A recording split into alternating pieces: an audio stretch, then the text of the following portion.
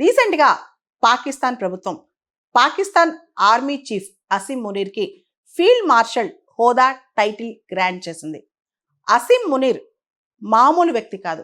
Almost వాళ్ళకి field marshal అయితే మనకి తీవ్రవాదతో సమానం.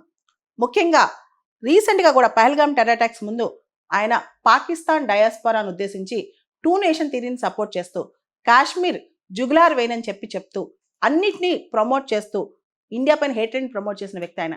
ఆయనకి ఫీల్డ్ మార్షల్ టైటిల్ ఇచ్చింది. అసలు ఫీల్డ్ మార్షల్ టైటిల్ అంటేనే లైఫ్ లాంగ్ సర్వీస్ ఆఫీసర్ లాగా అనమాట.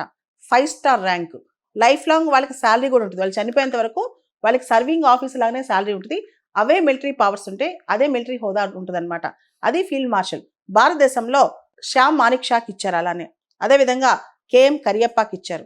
ఇలా టాప్ మోస్ట్ ఆఫీసర్స్ ఎవరైతే దేశానికి అమితమైన సేవ చేస్తారో వాళ్ళకి ఇస్తారనమాట. అట్లాంటిది అసీం మునీర్కి ఇచ్చారు.